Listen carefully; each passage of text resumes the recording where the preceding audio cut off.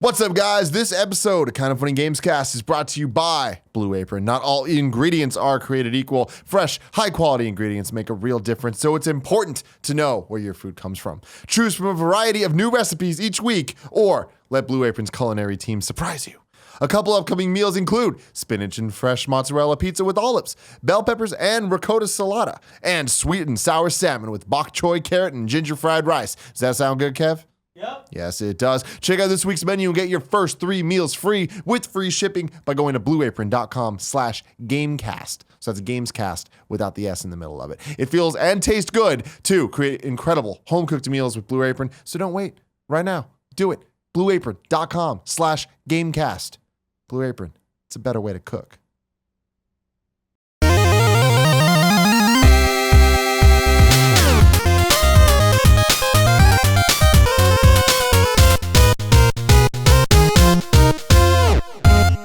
Final topic, as always, brought to you by you. You can go to kindoffunny.com/gamescast topic and leave your topics for all of us. And also, thank you to all our Patreon supporters. Kevin just gave me the beautiful motion, which tells me to thank them. And thank you to Tom Bach for being the Patreon producer on this show. You guys can support us, patreon.com/kindoffunnygames. Thanks, Tom. Make all the Tom was on the show. Tom was on the show and he killed it. Yeah, he was great. Fantastic. Fantastic, man.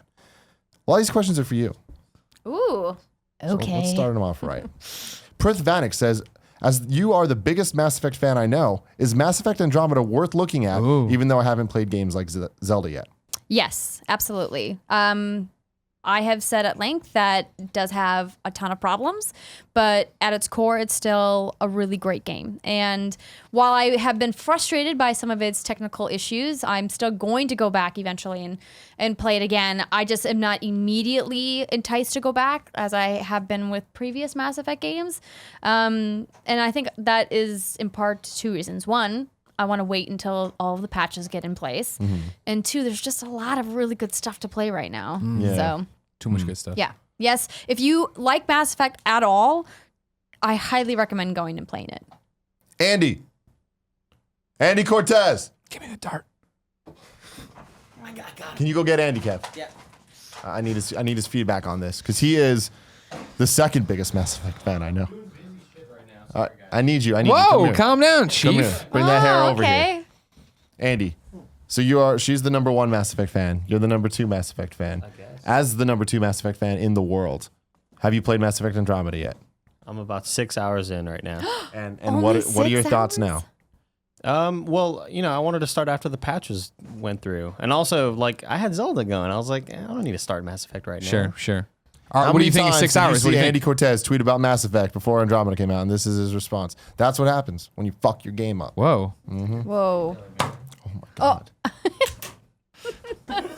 There's so much happening. The thing about Mass Effect is there's I know you got a lot of questions there, but everything you love about BioWare and the Mass Effect series, the camaraderie with your crewmates and the loyalty missions and the really great blend of serious content with, humor mixed in, all of that's there. All of it's there, and, the multiplayer is back if you really like the multiplayer in Mass Effect 3, and you do have to kind of trudge through some murky stuff to get to the good content, but it's worth it in the end. The thing I was telling them, I think when we did that initial impressions, I think I made it 12 hours before I switched over to Persona, and it was that I like what's here. I like the core of this game. I like Ryder. I like the Pathfinder. I love the idea of Andromeda. I do like the group. And one of my favorite memories so far was just reading the crew's initial emails to each other in their thing of them bitching about everybody and who was doing what inside of the place.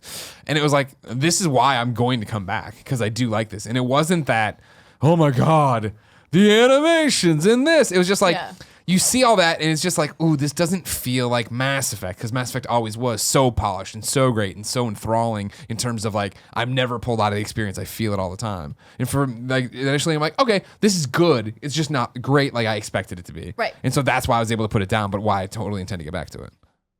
The hashtagonist says, how are you so good at amplitude? Seriously, that shit is unnatural. Oh, the hashtagonist. He's great. That's just years of practice, hours and hours, as you know. It's starting over if you make a single mistake. It's the start, restart, pause, restart, pause, restart. Yeah. If you make a mistake, if you want to get, that 90 to 100% accuracy, you gotta stop and quit and start over when you make a mistake. You just got to get in that zone and Yeah. just feel it and not even look at the screen. You're like, what's happening? Yeah, you do have to kind of get to a higher mental state to really kind of like let the rhythm flow through Yeah. you. Lose yourself to the music. We still need to do the Let's Play of me and you. We do. doing I Amplitude. would need to do a little bit of Yeah, I haven't played it practicing. in a I haven't long played in time. a while. I don't like the multiplayer though. I don't do all that stuff. We'd have to do some like a score-based thing where it's like, Yeah, I think the multiplayer in a rhythm and music game like that is so hard to get right because even the tiniest bit of lag will throw off Everything. your accuracy and your ability to beat match properly. And while Harmonix is excellent at their rhythm and music mechanics, they can't account for internet problems, right? Mm-hmm. Yeah. One day they should figure it out for Amplitude 2. Yeah, Even right. though You're I gonna be will getting say that. the I new know. Amplitude doesn't have multiplayer online. Yeah, just local. But I mean, even the local though, like it was always too much for me. It was like because I played with you once at a preview event Mm-hmm. long ago, and it was just like too much going on. Where I'm like, I just want to play. Like, there's already enough going on in Amplitude. Yeah. Where I'm like, all of the like the weapons and attacking and stuff. Yeah, it's the just too much to power-ups handle. and stuff like that. Yeah. It's fun, but I'm more of a single player guy when it comes to that. Endigo Skyborn says, since you spent such a long time at game trailers, would you consider doing something with the Easy Allies guys? I would love to. Brandon Jones, if you are watching, please give me a call. I would love to come by. Those guys are great. And, I'm so happy for all the success that they've had. And it was a really sad time being at Defy when, the news came in that they were going to shut down. And I'm really glad that they were able to quickly transition into doing their own thing because they have such a great community, and the Game Trailers audience is wonderful. I still get people who reach out to me from the stuff I did at GT, and I miss it. I miss that crew a lot. They're all really great. So how much did you work with those guys when you're, because that was back when you were still in LA at that time, right? Yeah, so I mean, it was I was splitting my time between Smosh Games and Game Trailers for a while until I moved up to the Bay, and then I was working exclusively with Game Trailers. So I would shoot with them remotely once or twice a week. So we would do the Just Played was kind of our, impression show where I would get on with Brandon and maybe a couple other people, whether it be, Bloodworth or Kyle or any of the other guys there. And we'd talk about what we had just played, obviously. I get the title. But they had their content set when they came over. When Defy acquired Game Trailers from Viacom, like they had their shows, and like Kyle had his show, and they had their reviews team set up, and they had their own thing going on, and I was just very grateful to be a small part of that team. So And I was in the same building as Smosh Games, right? yeah, they all were in the same building. That's crazy, man. Have you been there before? Yeah. Such an interesting area. Yeah, because Or it was, Clever I is guess. there too, so all of like the women's content that they do, and then the Ami stuff and Honest Trailers, like Yeah. they're all under that same umbrella. Did you ever work with Elise when she was part of Game Yeah, Trailers? Elise Elise. produced a mini series called Ladies in the Lobby. You can watch it on YouTube. It's like a 9-episode series, I think, or 7 episodes, where it was all these different women from across the games industry talking about different topics in games. It's actually a really well done show. She's great. She is. She's one of the funniest people I've ever met. Her sense of humor is so dry in the best way. And she always has these really witty things to say all the time. I wish I could have gotten the chance to work with her more. She's really awesome. We got to put her on the list. We got to get her here. Elise. Elise Willems. Funhouse. Yeah, Who house? she's on Elise? Funhouse now. I hate you so what now? much. I fucking hate you. Never heard of. Oh, you mean Achievement Hunter? I hate you. The good guys? So goddamn Oh, they're really much. funny. MLS Reserve says, why is Nintendo simultaneously amazing and bafflingly strange? Japan. That's the answer. That really is the answer, though. Man, for everything they do right, they do like 3 things wrong. And it's just like, but that one thing was really right. Yeah. But then it's like, oh, but those 3 things were really wrong. Yeah, 1 step forward, 2 steps back. I mean, Yeah. they're getting there. They're one of the oldest game companies out there. And, they've weathered the storm for decades of this industry. And it's changing so rapidly that sometimes when you're, that established, you move really slowly. So, Yeah. Well, that's the thing. Was interesting about them is I feel like you mentioned earlier, they've been marching to their own beat for so long That like I kept saying about Wii U, and I mean it about Switch too, and I don't mean it to be an insult, but like I think Nintendo's great at making toys. I don't know if they think they make video games. I think they think that they make toys, because 1-2 Switch is a great toy. It's not a great video game, but it's fun and you bum around. It's an okay toy. You just played with Gia, and Gia didn't like having fun. That's on you. It. Yeah, sucked so bad. It was so upsetting. No, everybody else who is good enjoys it. I beat her in yoga. There's something wrong with this. Well, yeah. Well, I didn't. Again, it's a good toy. It's not a good yoga simulator. You know what I mean? And that's just what they are. But like, do they want? Like, I think fans for so long have wanted them to be great at video games again. You know what I mean? Where it'd be that Switch is coming up, and I hope it's this, and I hope it's that. And it's like, well, it's probably not going to be those things, because that's not what they've done. And I don't think they've had that. We need to wake up and change moment. I think if they when they're like, you know what, we got to drastically change things, I think they're just going to go third party. Yeah, I mean, they're in an interesting place. I was getting my haircut today at a barbershop. A Nintendo barbershop? Not even a Supercuts. And everyone around, like, someone was like, oh, dude, they got Switches at the Best Buy. And like everyone in the barbershop was like one dude mid haircut.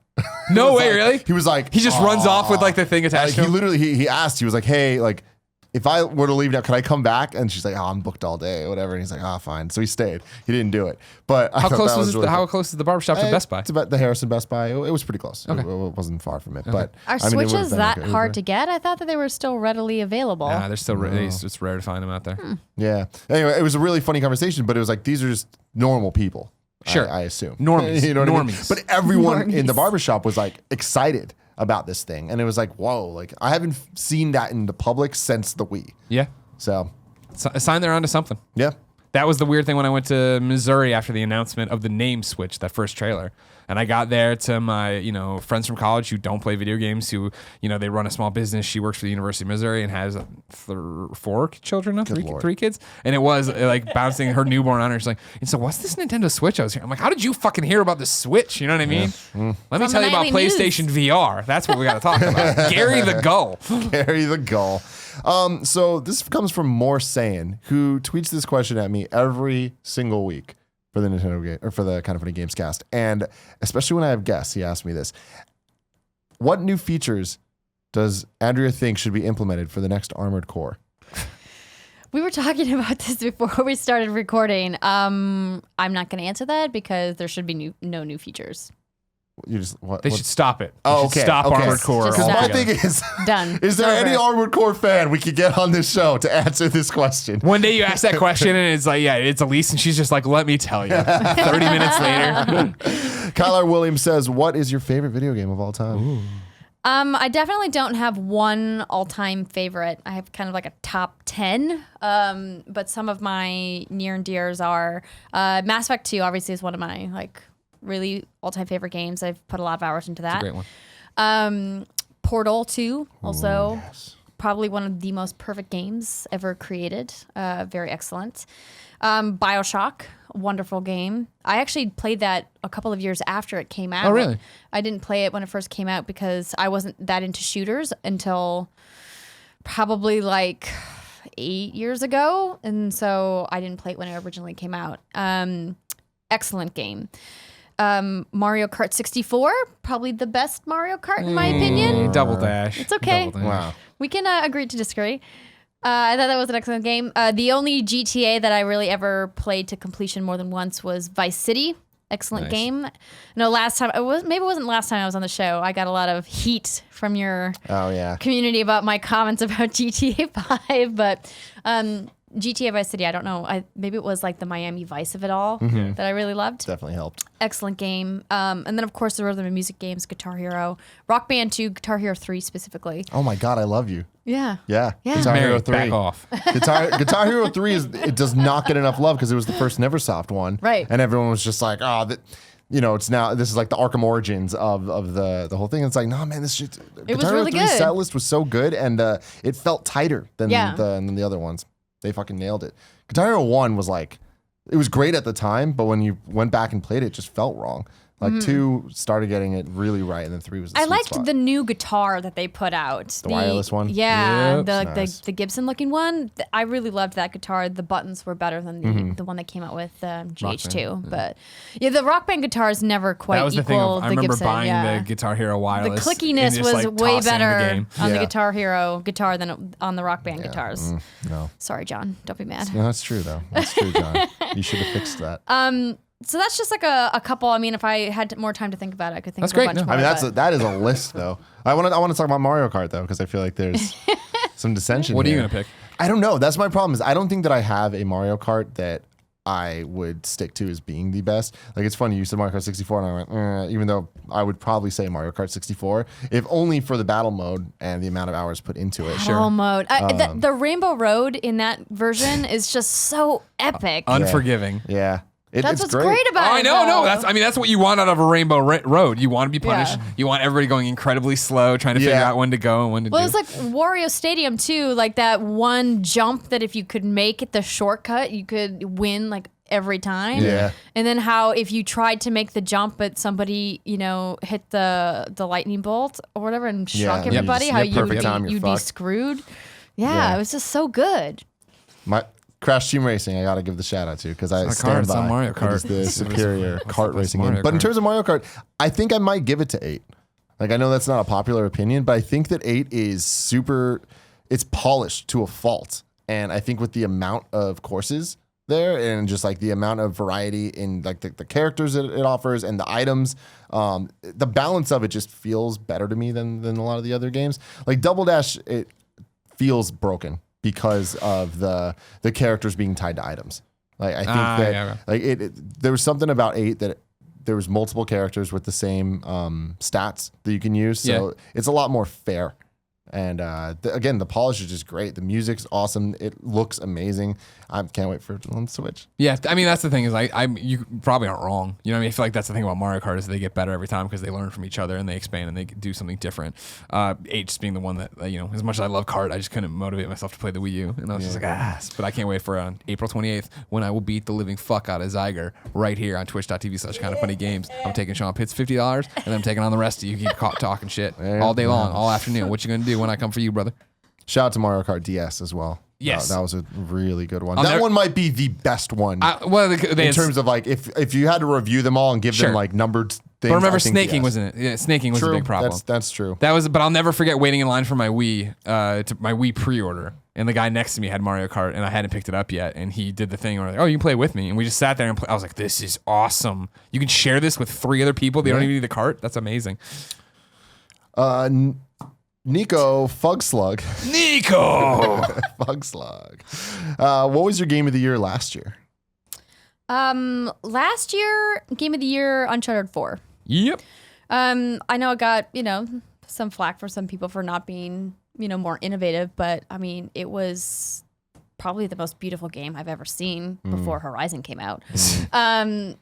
It was excellent. There was a lot of games that I didn't finish last year because I was playing too much Paragon. You still are. I still am playing too much I saw you last Paragon. night. When I was on PSN. You're playing Paragon. Of course you are. I know I got to start Persona, but Paragon keeps drawing me in. Yeah, it was excellent. It was a really great game. If you haven't played it yet, why not? You're You should fucking play up. it. You're fucking up. I kind of want to go back and play it on a harder difficulty. But yeah, it was beautiful. It was great. Final question from the day comes from King Bet. Have you been enjoying the tweets of medicated John Drake? It's been a highlight of 2017 They for have sure. been amazing. I have not just been getting his tweets. I've been living that for 2 weeks. But luckily now that prescription is done. He is out of those medication. He's out of those drugs. When So- it first started, I'm like, these have to be fake. And then as they went on and he started texting me, like unprovoked, I was like, no, this is real. This He is He real. is enjoying this pain medication. There's a reason why they're a controlled substance, right? But for the people who, are your fans who maybe don't know, my husband, John Drake, works for PlayStation. He, at PAX East, at Paxomania, ruptured his Achilles, which is quite a brutal injury. And it was weird. He was just jumping up and down. He wasn't even like he was making contact with another player or anything. And we had to go to the emergency room in Boston, and the doctor immediately was like, "Yep, your Achilles has detached. Sorry." That doesn't sound fun at all. Basically, like the test is like, so you lay down and then they squeeze the calf muscle of your non-injured leg and your foot moves, like a reflex test. And then they squeeze the calf on his injured leg and there was no movement. And the doctor's like, that's not good. Got an x-ray. Yep, it's fully ruptured. Oh my God. So he had to have surgery, reconstructive surgery to get it fixed. So he's now in his walking cast and on the road to recovery, and hopefully will have his boot off by E3. Send some sweet nasty love. Man, to Paxomania at PAX Claims East. another victim. Another victim. Yeah. Cursed. Oh man. Well, Andrea, thank you very much for joining us yet thanks for again. Thank having you me, for guys. the No, please, it's a pleasure. Easter goods. Don't be a stranger. Come back more often. Yes. Hey, you know what? I'm just down the road. Good. Let me know. Yeah. All right. Until next time. I love you. Hope you enjoy that episode. You can click here to subscribe to Kind of Funny Games. You can click there to subscribe to Kind of Funny. You can click here to support us on Patreon. You can click there for some stuff that I'm not sure, but I'm sure that Kevin's going to put something fun there. Bah! What if you click here?